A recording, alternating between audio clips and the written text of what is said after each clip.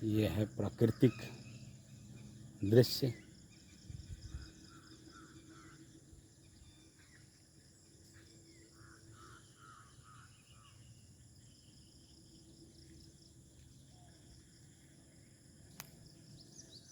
इसमें कोई बनावट नहीं है, सब चारों तरफ से एकदम हरियाली ही हरियाली है एकदम।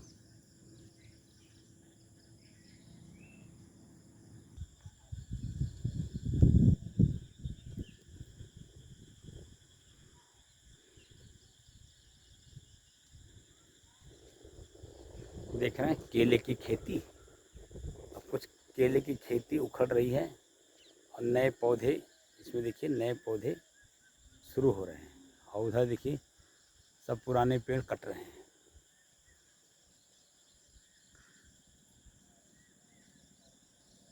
देखिए कितनी दूर तक दिख रहा है ना, कितना सुंदर छटा है यहाँ का, एकदम प्राकृतिक। इसमें कोई बनावट नहीं है, ना ये फिल्मी रील है। देखिए वहाँ वो आदमी किसान खेत में अपने जा रहे हैं, उनके खेत में पानी भर गया। वो केले, एक कुछ केला इनका अब लास्ट चल रहा है, कुछ नए उसमें बैठाए गए हैं, नए नए। और जो नए बैठाए गए हैं वो हरी छाल है, और जो खड़े हैं बड़े बड़े, ये सब देसी केला हैं जिसका बहुत सुंदर सब्जी होता है और पकने पे भी बहुत मीठा होता है, हरी छाल से भी मीठा होता है। और ये खेत आप देख ही रहे हैं चारों तरफ से, एकदम देख लीजिए।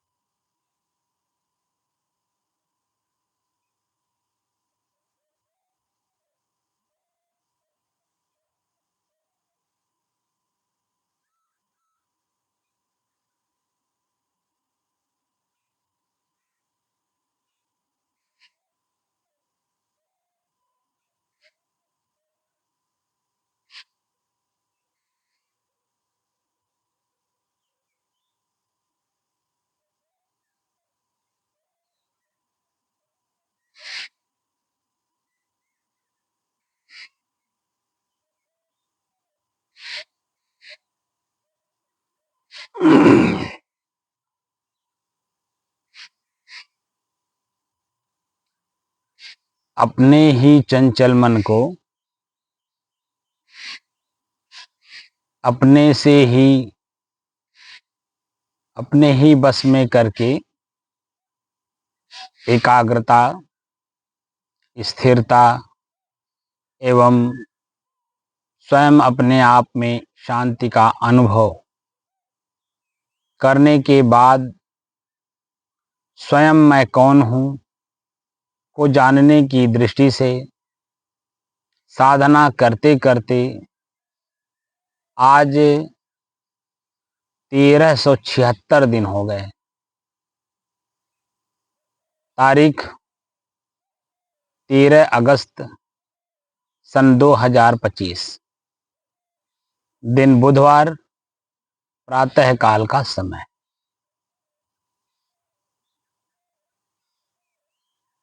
प्रसंग चल रहा है ईश्वर दर्शन। आज के ईश्वर दर्शन में आप दृश्य के रूप में देख रहे होंगे कि कितना सुंदर वातावरण है वर्तमान में। आसमान में बदल है, अभी बारिश हुई है। बारिश कुछ देर के लिए रुकी हुई है। कुछ देर शब्द का प्रयोग इसीलिए किया क्योंकि ऊपर बदल है, बारिश कभी भी हो सकती है। तो कुछ देर का आनंद उठाते हुए मैं आकाश के नीचे बैठ करके आप लोगों तक पहुंचने का प्रयास कर रहा हूं। और इस समय जो ईश्वर है वो बहुत ही आनंददायक है। उसका वर्णन नहीं कर सकते आप, क्योंकि आप यहाँ हैं नहीं। और जो लोग यहाँ हैं वो इसको जानते नहीं। दोनों बात है। इस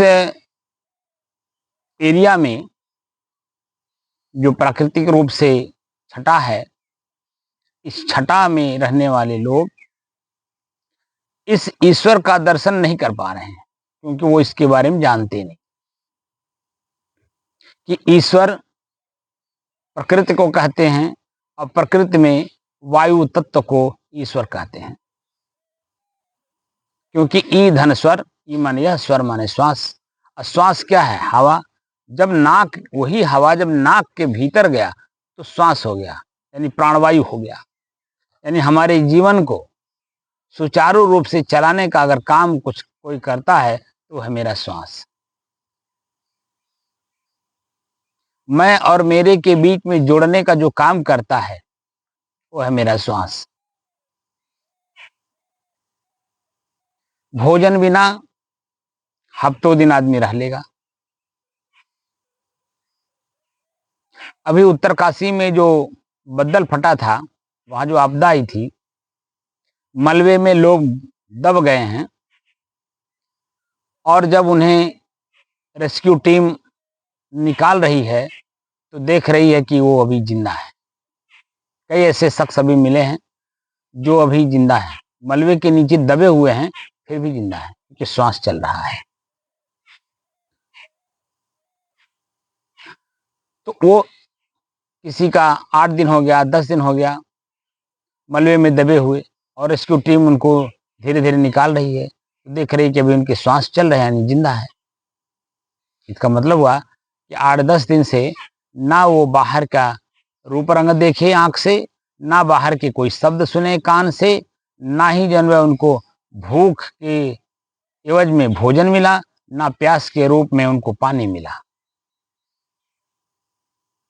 सिर्फ शरीर मलबे में दबा हुआ है, और शरीर के भीतर शरीर का संचालित करने वाला जो जीव है वो उसमें है। और वो है तो श्वास है, श्वास है तो वो शरीर में है। दोनों बात है। और 10 दिन से, 8 दिन से लोग उसी में दबे हुए। भोजन नहीं मिला, पानी नहीं मिला, बाहर की रोशनी नहीं मिली, लेकिन फिर भी जिंदा है, इसलिए कि ईश्वर उनके साथ है, यानी उनका श्वास चल रहा है। तो जो वर्तमान का ईश्वर दर्शन है, जो दिखाई दे रहा है और जिसके माध्यम से देख रहे हैं, माध्यम शरीर हो गया। और दिव्य दृष्टि, शरीर में जो वायु है वो स्पर्श कर रहा है, चाहे वो नाक के भीतरी हिस्से में हो और चाहे शरीर के ऊपरी हिस्से में हो। भीतरी और बाहरी दोनों हिस्से में जो वर्तमान का वातावरण है, एक तो सुबह का समय है, दूसरे बारिश की वजह से जो वायु है, माने हवा है, वो अपने आप में स्वच्छ और निर्मल हो गया। जल के वजह से वो ठंडई में आ गया। तो अब मेरे नाक के भीतर में जो जा रहा है वह भी शीतलता और ठंडई का अनुभव करा रहा है, और मेरा शरीर उसके स्पर्श से पूरा एकदम आनंदित है। और मन में किसी प्रकार का कोई द्वेष भावना नहीं है, काम भावना नहीं है, क्रोध भावना नहीं है, लोभ भावना नहीं है, मोह भावना नहीं है, यानी किसी भी प्रकार का विकार नहीं है मन में। तो हम इसको स्पष्ट रूप से देख रहे हैं कि आज का जो वर्तमान का ईश्वर दर्शन है वो बहुत ही दिव्य है। शरीर गदगद है तब ऊपर से, क्योंकि हमारे ऊपर ही शरीर पे स्पर्श कर रहा है शीतलता, ठंड। और जो श्वास भीतर जा रहा है तो हवा में जल तत्व का मिश्रण होने की वजह से वह हमारे भीतर जो जा रहा है नाक के भीतर, तो वहाँ अंदर जा कर के यहाँ एकदम ठंड ठंड शीतल शीतल, जैसे आप वो जब सर्दी जुकाम हो जाता है तो सर्दी जुकाम के समय में जो गोली लेते हैं आप, विक्स की गोली हो या विक्स का वो जो सूंघने वाला होता है, उसको जब आप सूंघते हो तो यहाँ गले पे जाकर के कितना ठंड ठंड महसूस होता है। वही एकदम बिल्कुल हमें महसूस हो रहा है। और श्वास लेने में भी किसी भी प्रकार की कोई दिक्कत नहीं, क्योंकि ना नली में किसी प्रकार की कोई दिक्कत है और ना ही वातावरण में किसी प्रकार का कोई मिलावट है अग्नि तत्व का। इस समय में अग्नि तत्व नहीं है, इस समय में जल तत्व है। और जल तत्व जहां अपने आप में होता है वह सबको अपनी शीतलता प्रदान करता है।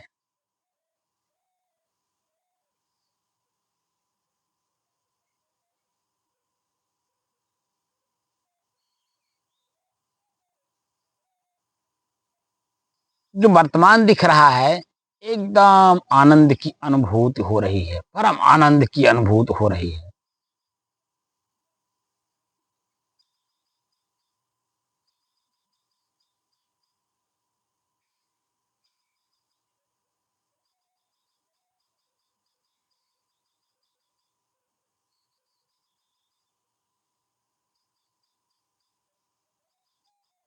और इस आनंद के क्षण को प्राप्त करने के लिए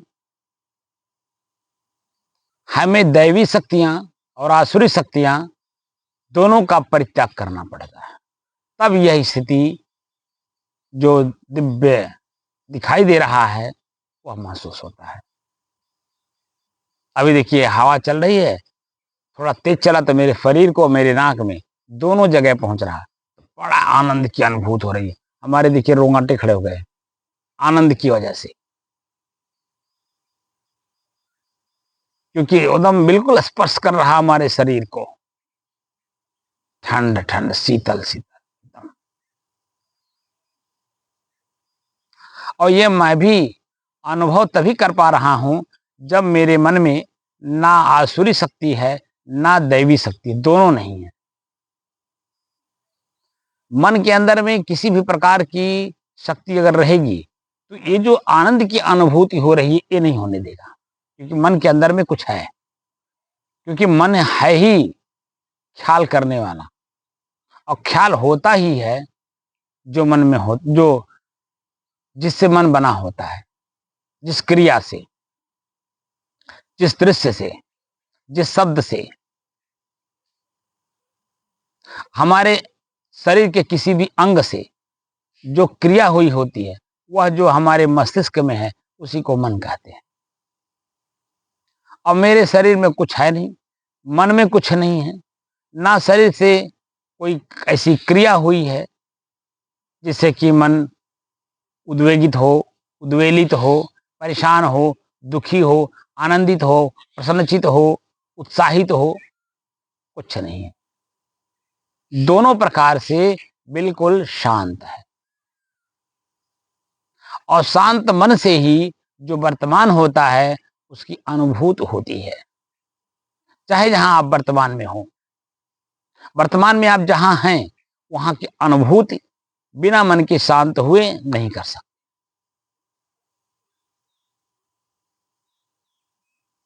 तो इस स्थिति में आने के लिए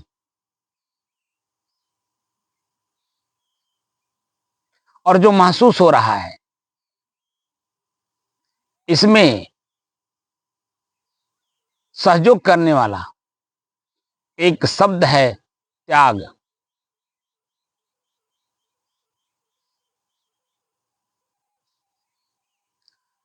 त्याग की वजह से ये जो अनुभूति हो रही है, इसका वर्णन आप शब्दों में नहीं कर सकते।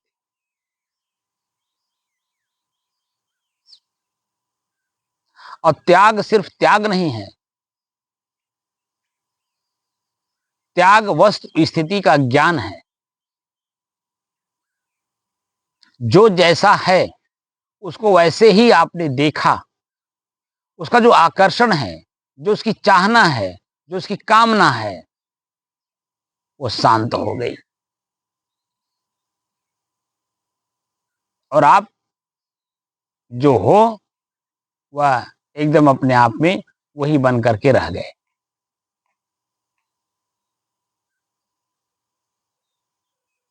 क्योंकि किसी प्रकार की चाहना नहीं है, कामना नहीं है, वासना नहीं है, आकांक्षा नहीं है।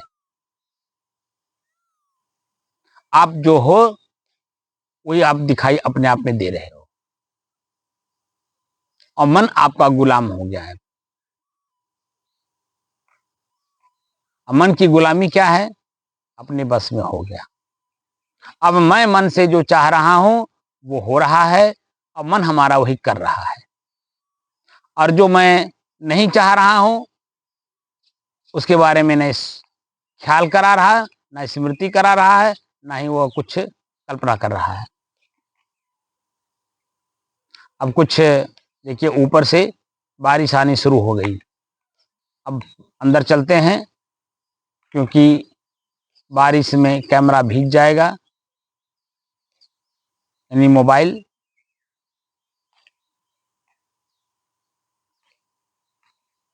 तो आप जानते हैं कि मोबाइल जब भीग जाएगा तो क्या होगा।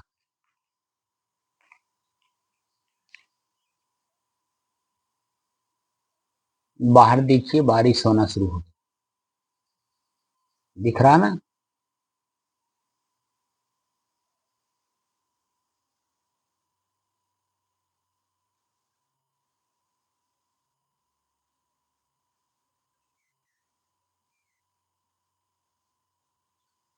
त्याग के बारे में हमने कुछ लिखा है और त्याग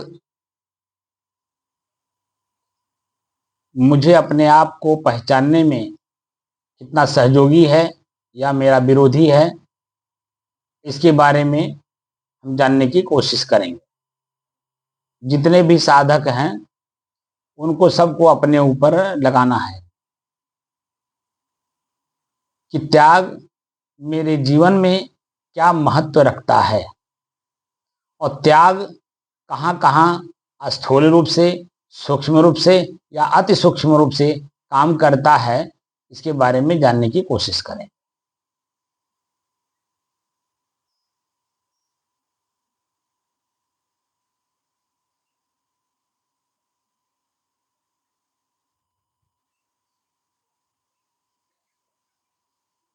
एक वाक्य है, महावाक्य, जिसमें जो मैं लिखता हूं,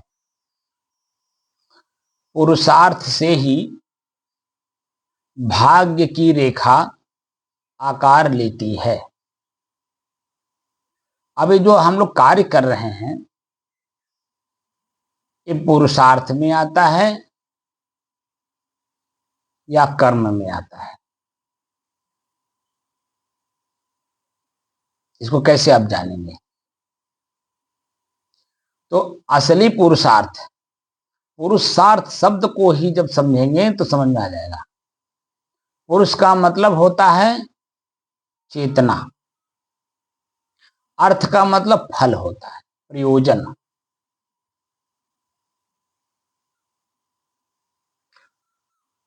और जो कर्म हम कर रहे हैं किस अर्थ में, किस फल के लिए, हमारी क्या चाहना है या हमारा लक्ष्य क्या है। तो लक्ष्य है स्वयं को जानना, जिसको एक शब्द है स्वरूप स्थिति, गीता में स्वरूप स्थिति और आत्म स्थिति दोनों का ही वर्णन है। और ये गीता ही नहीं, ये ऋग्वेद काल से चला रहा है। और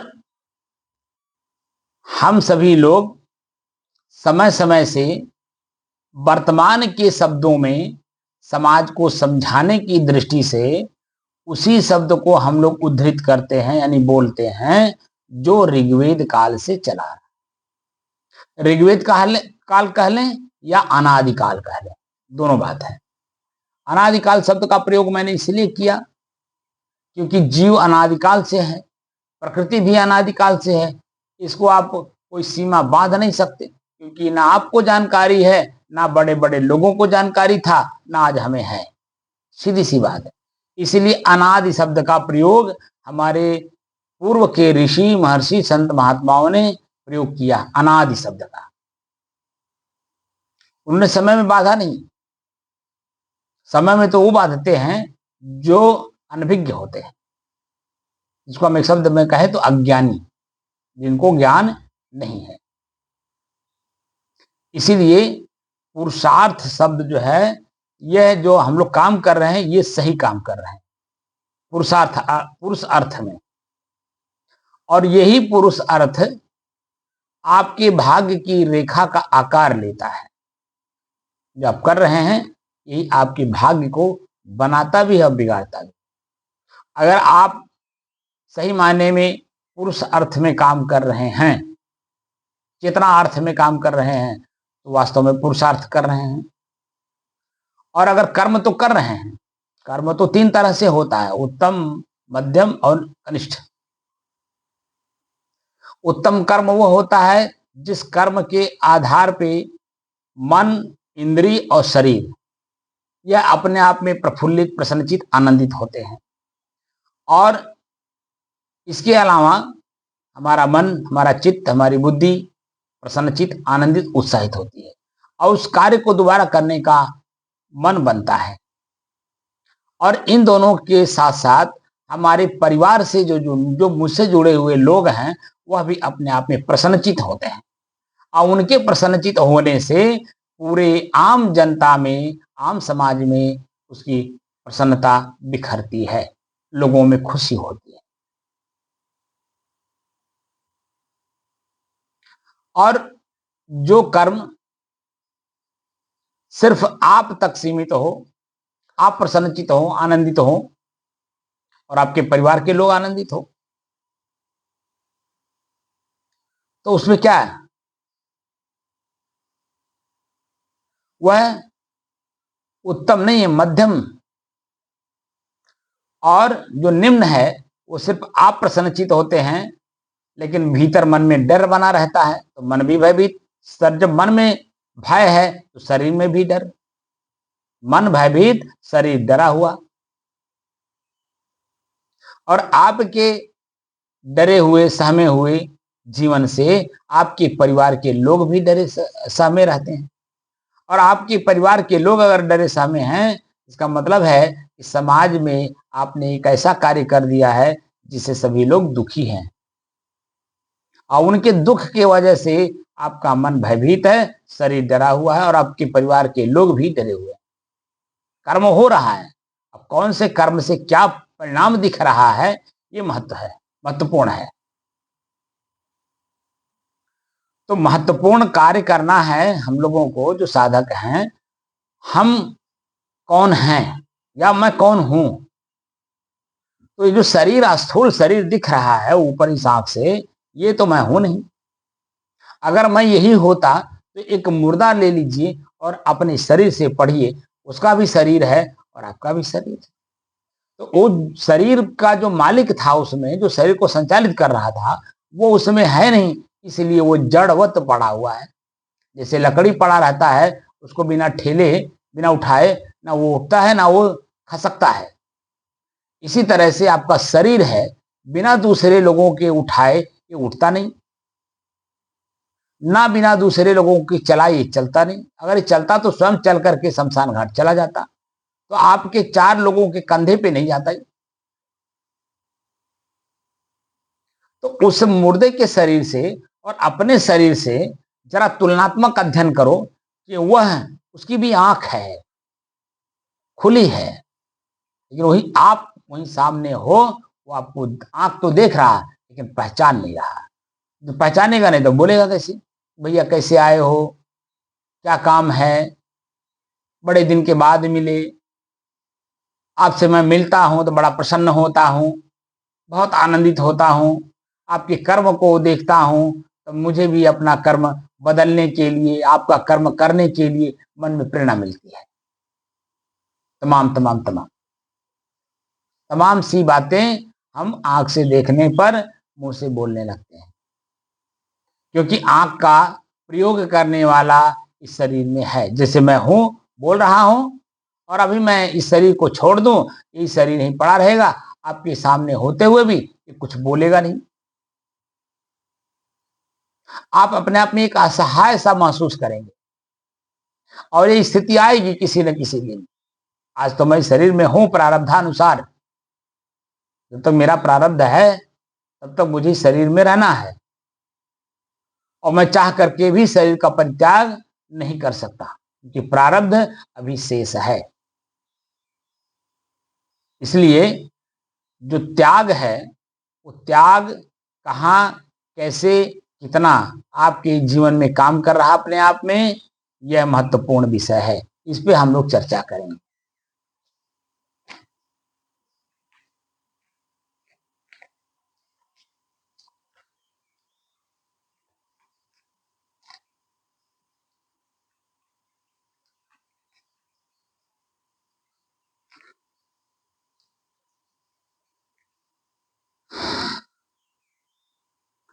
प्रसंग है त्याग। और क्या त्याग सिर्फ सन्यासियों को ही जरूरत है? क्या सन्यासी ही त्याग का प्रयोग करते हैं? जो साधु हो गए, संत हो गए, घर गृहस्थी त्याग दिए, छोड़ दिए, भाग आए, क्या वही लोगों के जीवन में सिर्फ त्याग का प्रयोग होता है?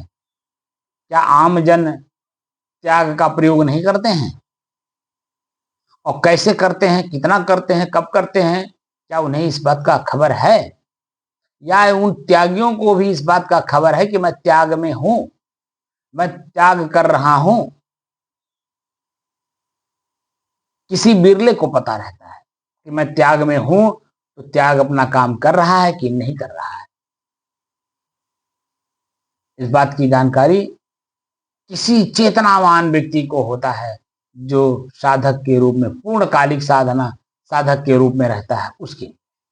जो पूर्णकालिक साधक नहीं है, वह अधूरा खुद ही है, तो अधूरे चीज को ही तो बोलेगा, सुनेगा, करेगा, पूर्णकालिक का काम नहीं करेगा। अब यहां पर जो लेख में हमने लिखा, अब इसको आप लोग जरा गौर से सुनिए और अपने आप में मंथन करिए कि ये त्याग मेरे अपने स्वयं की शुद्धता में, स्थिरता में, शांत स्वभाव में और एकरस रहने में कितना सहयोगी है, और कहाँ सहयोगी है, किस रूप में है, इसकी अब जिक्र यहां शुरू हो रहा है। त्याग एक महत्वपूर्ण दैवी संपत्ति है। त्याग एक महत्वपूर्ण दैवी संपत्ति है, महत्वपूर्ण दैवी संपत्ति है। गीता में, श्रीमद् भगवत गीता में, काम में निषिद्ध कर्मों एवं कर्म फल से विरक्ति को त्याग कहा गया है। काम में निषिद्ध कर्मों एवं कर्म फल से विरक्ति को त्याग कहा गया है।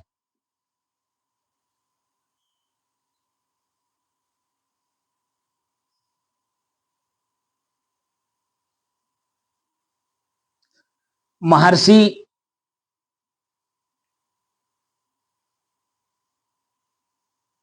पतंजलि जी भी कहते हैं कि उन सभी इच्छाओं एवं वासनाओं से विरत होने को त्याग कहते हैं।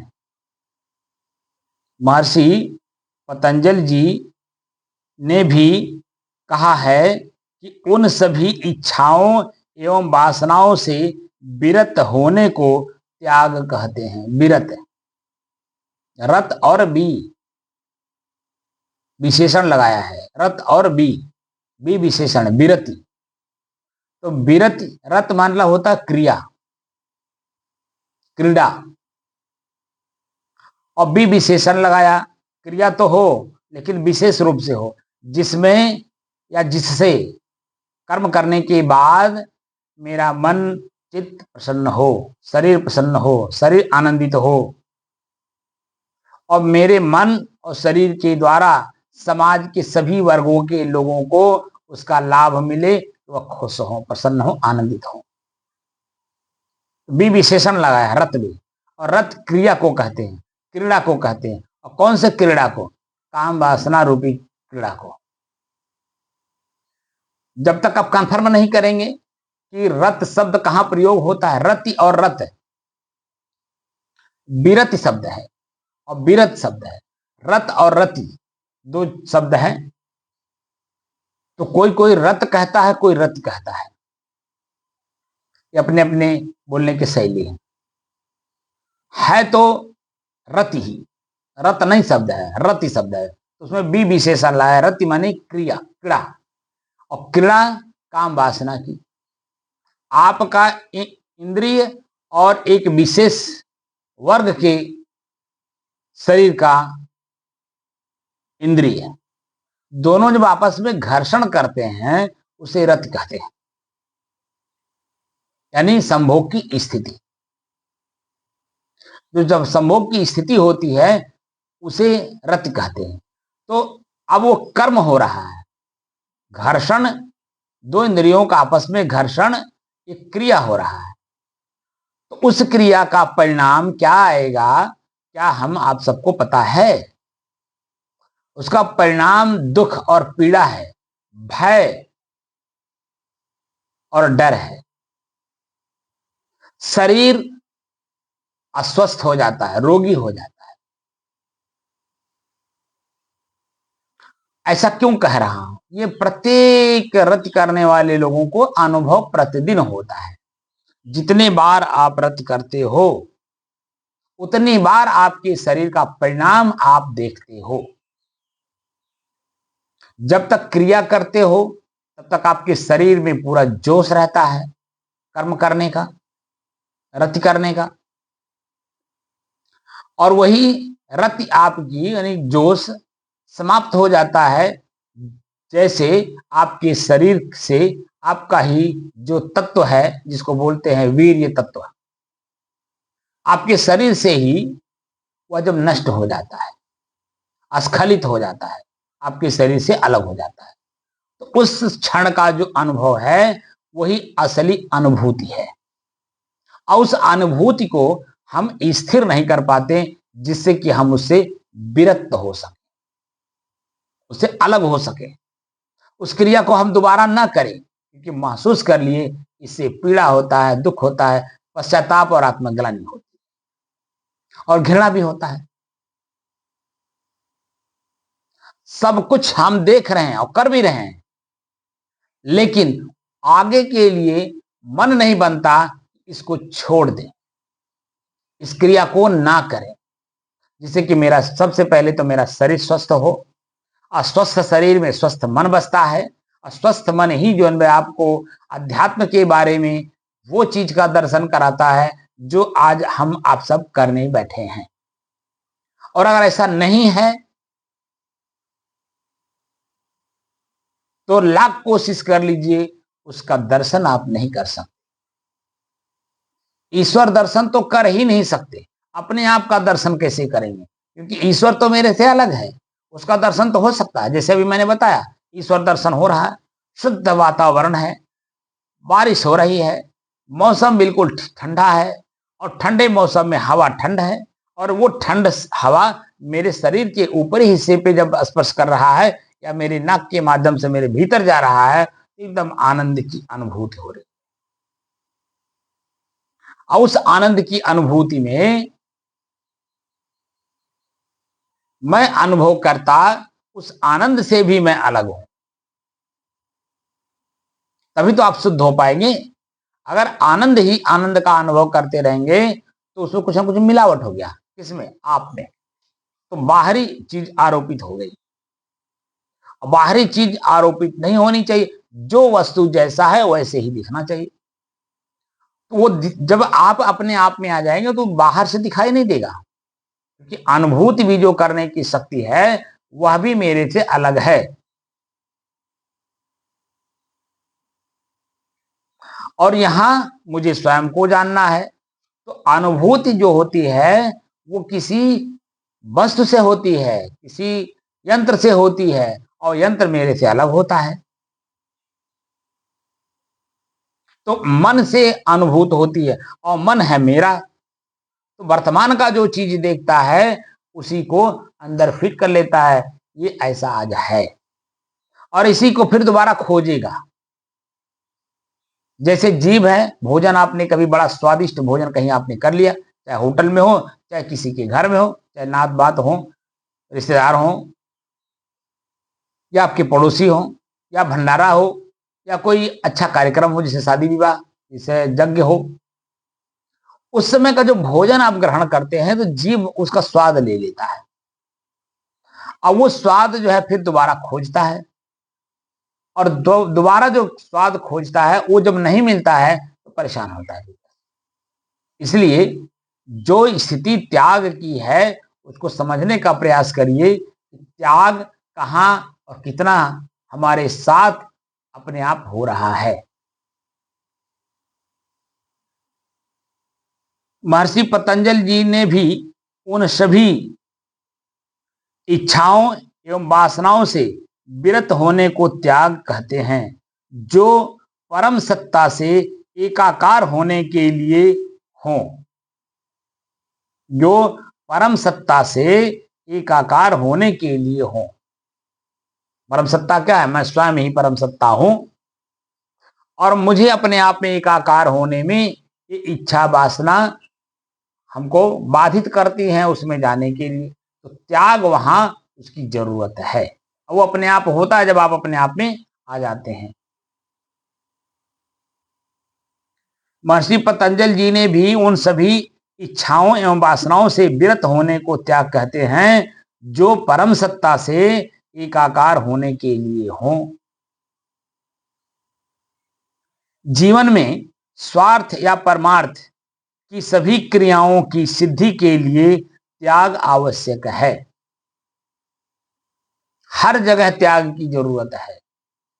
आप किसी से बातचीत कर रहे हैं, वहां आप सतर्क रहते हैं, तो सतर्कता ही त्याग है। कि कोई ऐसा शब्द मेरे मुंह से ना निकल जाए जिससे कि सामने वाले को कष्ट हो जाए, पीड़ा हो जाए, और वो उसकी प्रतिक्रिया में मुझे आप शब्दों की झड़ी लगा दें, या कोई अन्य क्रिया कर दें जिससे मुझे कष्ट हो, पीड़ा हो। तो वहां वो जो सतर्कता है, सावधानी है, वो त्याग है।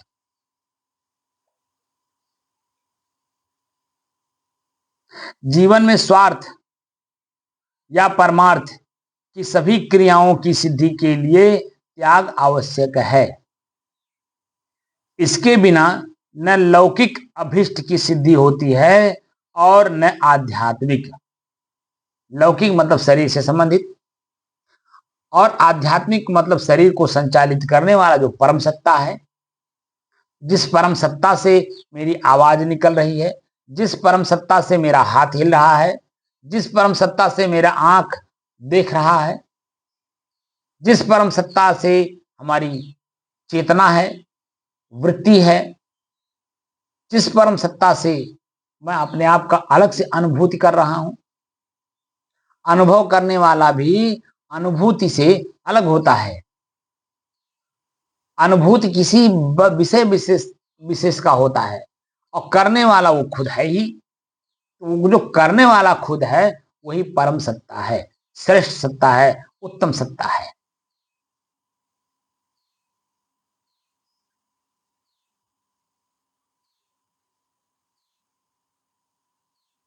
जीवन में स्वार्थ या परमार्थ की सभी क्रियाओं की सिद्धि के लिए त्याग आवश्यक है। इसके बिना न लौकिक अभीष्ट की सिद्धि होती है और न आध्यात्मिक। हालांकि स्वार्थवश किया गया त्याग निकृष्ट कोटि का होता है।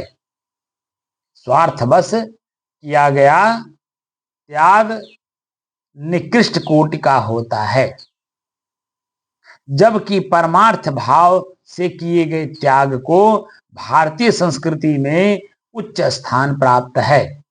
ये मैं अपने अकेले नहीं कह रहा हूं, ये पूरे भारतीय दर्शन में हमारे ऋषि महर्षि संत महात्मा जिस भी क्षेत्र में हो, जिस भी देश में हो, जिस भी भाषा के हो, उन सभी लोगों ने इसे स्वीकार किया है।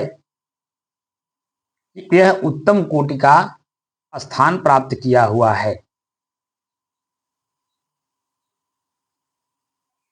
हालांकि स्वार्थवश किया गया त्याग निकृष्ट कोटि का होता है, जबकि परमार्थ भाव से किए गए त्याग को भारतीय संस्कृति में उच्च स्थान प्राप्त है। मातृभूमि के हित में किया गया त्याग तो सबसे उत्कृष्ट है। मातृभूमि मतलब जिस क्षेत्र में, जिस देश में आप हैं, उनके लिए किया गया जो आपका त्याग है वह उत्कृष्ट श्रेणी का होता है। त्याग को रेखांकित करते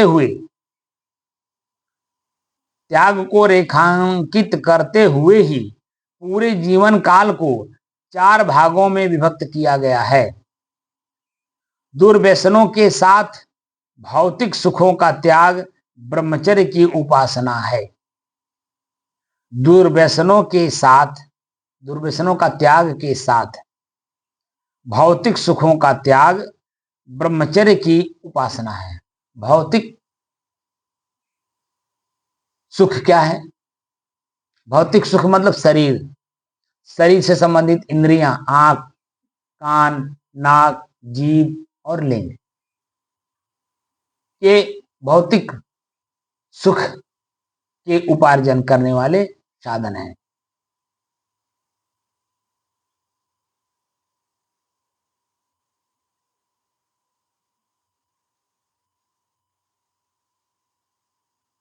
त्याग को रेखांकित करते हुए ही पूरे जीवन काल को 4 भागों में विभक्त किया गया है। दुर्व्यसनों के त्याग के साथ भौतिक सुखों का त्याग ब्रह्मचर्य की उपासना है। ब्रह्मचर्य, ब्रह्म माने बड़ा और चर्य माने आचरण, बड़ा आचरण करने वाला। अगर कोई सामने गाली दे रहा हो तो वह किस श्रेणी में आएगा? उत्तम श्रेणी में आएगा या निम्न श्रेणी में आएगा? मध्यम की बात नहीं, निम्न या उत्तम। अगर कोई गाली दे रहा तो वो निम्न श्रेणी में आता है, और अगर आपने भी उसके गाली का बदला गाली दे दिया तो आप भी निम्न श्रेणी के हैं। और अगर आपने सुनकर सहन कर लिया, उसके गाली के बदले किसी भी प्रकार के मन में कोई बुद्धि नहीं बनाई तो मुझे इसका प्रतिक्रिया बाद में देना है या इनको मारना है, इनका नुकसान करना है, जो भी मन में भाव उत्पन्न हो रहा हो, उसका त्याग, उन सभी भावनाओं का त्याग ये उत्तम श्रेणी में आता है। और अपने काम में जो लगा हो, जैसे आपका काम है साधना करना यानी बस में करना, तो मैंने आपको बताया था ना कि कान को भी बस में करिए, क्योंकि ये हमको भ्रमित करता है। क्योंकि सामने जो शब्द बोलेगा व्यक्ति, ये कान सुनेगा, मन बनेगा, चित्त अनुसंधान करेगा। अब चित्त भी ऐसा है जैसी संगत उसको मिली हो, उसी तरह से उस पर रिसर्च करेगा, खोज करेगा, हमें क्यों बोले, काहे बोले, हम का कैलियन के, तरह तरह का प्रश्न करेगा और आपको ही कंफ्यूज कर देगा, संशय में डाल देगा। और जब संशय में आप पड़ गए तो जो करने वाला काम है वो नहीं करेंगे, जो नहीं करने वाला काम है उसको तत्काल प्रभाव से करवा देगा। आप ही से करवाएगा, और करवाने के बाद जब परिणाम आएगा तो आप ही को कहेगा हम तो कह दिए थे, आप क्यों उसको कर दिया, आपको तो मानना चाहिए था, आपको नहीं करना चाहिए था। अब तरह तरह का उधेड़ बुन भीतर भीतर चलेगा। तो इन सब चीजों से बचने के लिए हमें सहनशीलता, क्षमा और त्याग, ये तीनों का समान अधिकार आपके जीवन में उत्तम बनने के लिए। तो गाली देने वाला गाली दे करके चला जाएगा, आप सुन करके सहन कर लीजिए। उतनी क्षमता अपने में रखिए कि सुनने की शक्ति हो और सहन करने की शक्ति भीतर में हो। तो आपका जो भाव है, कीमत, वो अपने आप में बढ़ेगा और अपने आप के अलावा आपके शरीर, आपके परिवार और समाज में पड़ेगा उसका असर। लोग आपसे सीखेंगे, भैया कैसे सहन कर ले गया। और उसी में उल्टे दिमाग वाले आपको ज्ञान भी देंगे और तरह तरह के ज्ञान देंगे ताकि आप उस कर्म को करो, जो कि वो अनभिज्ञ हैं। तो मैं क्या बोल रहा हूं, क्या उनसे करवाना चाहता हूं, इन सब चीजों से वो अनभिज्ञ भी है, लेकिन करवाना चाहते हैं और उसी में अपने आप की बहादुरी समझते हैं। हमको आपको बहादुरी की जरूरत नहीं है, यहाँ सहनशीलता की जरूरत है। और जितने सहनशील होंगे उतने त्याग आपका पुष्ट होगा, मजबूत होगा। दुर्व्यसनों के त्याग के साथ भौतिक सुखों का त्याग ब्रह्मचर्य की उपासना है। गृहस्थ को साधक बनाने वाला धर्म भी त्याग है। गृहस्थ को साधक बनाने वाला धर्म यानी स्वभाव भी त्याग ही है। जो दीन दुखियों की उदर पूर्ति का साधन बनकर गृहस्थ आश्रम को साधना स्थल बना देता है। वानप्रस्थ की साधना सांसारिक सुखों के त्याग से ही प्रारंभ होती है। सांसारिक सुख यानी स्त्री सुख, आपके शिशनेन्द्रिय का जो सुख है, जो आनंद है, क्षणिक स्पर्श विषय, वह है सांसारिक सुख है।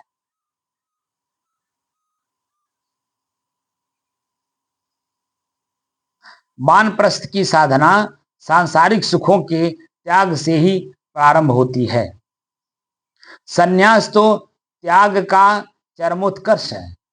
वो त्याग जो है, संन्यास है, संन्यास तो त्याग का चरमोत्कर्ष है, चरम है, और उसमें उत्कर्ष, उत्तम क्वालिटी का कर्म है, उत्तमों में उत्तम, चरमोत्कर्ष है। संन्यास तो त्याग का चरमोत्कर्ष है।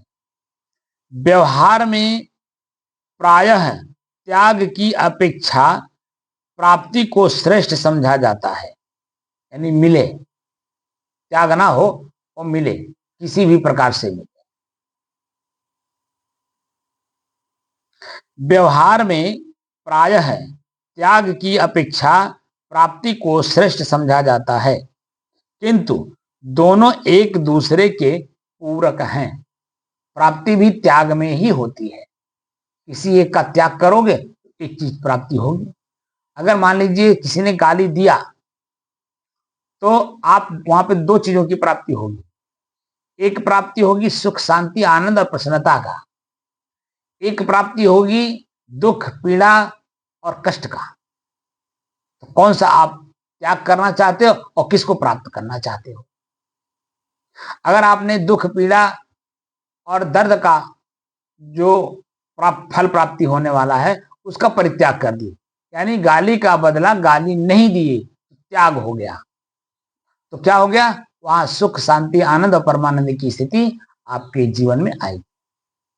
परमानंद की स्थिति कब आएगी? कुछ दिन बाद। और वो कब होगी? जब जिसने गाली दिया वह जब आपके शरण में आता है और भाव से आता है, उत्तम भाव से आता है, आपको श्रेष्ठ मानता है, तब परमानंद की स्थिति प्राप्त होती है। इसलिए सहनशीलता एक ऐसा गुण है जिसमें त्याग अपने आप झलकता है। बस आप सहन करते जाओ। सदगुरु अभिलाष साहेब बैराग संजीवनी में सहनशीलता के बारे में तो बहुत कुछ लिखा है, त्याग के बारे में भी बहुत कुछ लिखा है। सहना हमारा काम है, सहना हमारा काम। सहनशीलता में त्याग अपने आप झलकता है। आपको अलग से झलकाने की जरूरत नहीं है, बस खाली सहनशील बन जाओ, दूसरे को क्षमा करो और भीतर से सहनशील रहो, त्याग अपने आप झलकेगा। और आपकी कीमत अपने आप में तो बढ़ेगा ही बढ़ेगा, आपके शरीर में उसका कीमत बढ़ेगा, यानी रोग नहीं होगा। किसी भी प्रकार की जो आजकल बड़ी बड़ी रोग हो रहे हैं वह एक भी रोग नहीं होगा, जैसे blood pressure, sugar, blood sugar, heart attack, brain haemorrhage, suicide करने का भाव, कैंसर, ये जो बड़े बड़े रोग हैं इसमें से एक भी रोग आपको छू नहीं सकता अगर आप सहनशील हैं।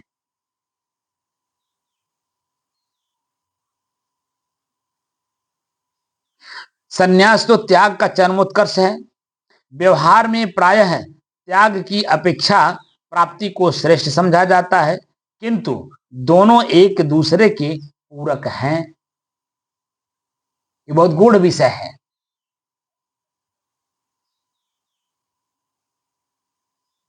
न त्याग के बिना प्राप्ति संभव है और न प्राप्ति के बिना त्याग, दोनों हैं। जीवन चक्र इन्हीं दोनों के बीच परिभ्रमित होता है, परिभ्रमित होता है। अब परिविशेषण लगाया भ्रम में, परिभ्रमित होता है। जीवन चक्र इन्हीं दोनों के बीच परिभ्रमित होता है। अब इसके बारे में आप जब प्रश्न करेंगे तब मैं बताऊंगा, बता तो दूंगा अभी, लेकिन नहीं बताऊंगा इसलिए कि ताकि आपके अंदर में चेतना आए कि आखिर वो परिभ्रमित है क्या, किसको कहते हैं, किस स्थिति को कहते हैं। जब आप प्रश्न करेंगे तो हम आपको उसका उत्तर दे देंगे। त्याग में अपरिमित शक्ति है जो अभीष्ट को भी सुलभ कर देती है। अभीष्ट मतलब जिसका प्राप्ति संभव नहीं है उसको भी प्राप्त करने में संभव बना देती है। त्याग में अपरिमित शक्ति है जो अभीष्ट को भी सुलभ कर देती है। अतः त्याग त्याग के लिए नहीं, प्राप्ति के लिए किया जाता है। हम लोग जो त्याग कर रहे हैं वह प्राप्ति के लिए ही कर रहे हैं, और प्राप्ति कर रहे हैं त्याग के लिए। त्याग किए बिना प्राप्ति हो नहीं सकती। और क्या प्राप्ति करना है? स्वरूप स्थिति, आत्म स्थिति, स्वयं को जानना। मैं जो हूं शुद्ध, उस शुद्धता को प्राप्त करना। मैं स्थिर हूं, उस स्थिरता को प्राप्त करना। मैं शांत हूं, उस शांति को प्राप्त करना। मैं एक रस हूं, सदैव रहने वाला हूं, सनातन हूं, इसको जानने के लिए, इसी को समझने के लिए, और वही होने के लिए। प्राप्ति का मतलब वही होना। अब यहां मैं जो हूं उसी को होने के लिए अलग से परिश्रम करना पड़ रहा है, अलग से पुरुषार्थ करना पड़ रहा है, जो कि मैं वही हूं, और मैं जो हूं उसी को होने के लिए परिश्रम करना पड़ रहा है। अगर मैं जो हूं उसकी अलग किसी चीज को प्राप्त करने के लिए अगर हम कर रहे हो तो समझ में बात आती है कि मैं कर रहा हूं। अब मैं कर रहा हूं अपने आप को प्राप्त करने के लिए, इसका मतलब है कि मैं अपने आप में मैं हूं नहीं। और जब मैं अपने आप में हूं नहीं तो शरीर अपने आप में कैसे स्वस्थ रहेगा? और जब मन, इंद्रिय, शरीर और मैं अपने आप में स्वस्थ नहीं, तो बता दीजिए समाज को हम स्वस्थ कैसे करेंगे, परिवार को कैसे स्वस्थ करेंगे? क्योंकि मैं अपने आप में मजबूत नहीं हूं। तो अपनी मजबूती को प्राप्त करने के लिए पुरुषार्थ करना पड़ रहा है। त्याग में अपरिमित शक्ति है जो अभीष्ट को भी सुलभ कर देती है। अतः त्याग त्याग के लिए नहीं बल्कि प्राप्ति के लिए किया जा रहा है। किंतु दोनों का उपयोग कब और कहां करना है, किंतु दोनों का उपयोग कब और कहां करना है, इसका ज्ञान आवश्यक है। लेकिन इसका आवश्यक ज्ञान तब है जब आप वर्तमान में रहने की कला सीख जाएंगे तब। ना भूत में जाइए ना भविष्य में जाइए, यानी मन की जो कल्पना है या स्मृति है वो भविष्य के प्रति ना जाए और भूत जो चला गया उसके प्रति ना जाए, वर्तमान में रहे और वर्तमान में अपने आप में ये विचार करे कि मुझे वर्तमान में क्या करना है और मैं वर्तमान में कर क्या रहा हूं, करना क्या है और कर क्या रहा हूं। जैसे तुलनात्मक अध्ययन आपने किया वैसे खट से समझ में आ जाएगा ये काम करने के लिए ये मानव शरीर नहीं मिला है। जिस काम को हम कर रहे हैं इस काम को करने के लिए मानव शरीर नहीं मिला है। इससे कोई विशेष काम करना है, इस शरीर से कोई विशेष काम करना है और विशेष काम यह है स्वयं को जानना। बाहर सब चीजों को तो मैं जान रहा हूं और उसी से मुझे पीड़ा मिल रही है। अब क्या है, पीड़ा का त्याग करना है बाहर की इच्छा का त्याग करके। तो मैं जो भीतर से हूं परमानंद की स्थिति उसको चाहता हूं, स्वयं की परमानंद की स्थिति। बाहर रोग है भीतर निरोगिता है। मैं अपने आप में हूं, ना शरीर में रोग है ना मन में रोग है ना परिवार और समाज में कोई रोग है। तो मैं अपने आप में स्वस्थ हूं, स्व में स्थित हूं इसीलिए स्वस्थ हूं। बात जरा गूढ़ है, समझना थोड़ा कठिन है, लेकिन कोशिश करिए जो मैं बोल रहा हूं उसको समझने का प्रयास करिए। किंतु दोनों का उपयोग कब और कहां करना है इसका ज्ञान आवश्यक है। मानव बुद्धि की परख यही होती है, मानव बुद्धि की परख यही होती है। मानव में ही साधक भी आते हैं और सभी लोग उसी में आ जाते हैं, इसीलिए मैंने मानव शब्द का प्रयोग किया, विशेष रूप से साधक का नाम नहीं लिया।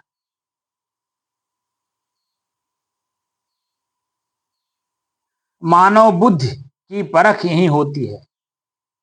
त्याग के आदर्श उदाहरण के रूप में श्री राम हैं, जिन्होंने सौतेली मां के कहने से न केवल अपने साम्राज्य का अपितु प्रजा को सर्वोपरि मानते हुए पत्नी का भी परित्याग कर दिया।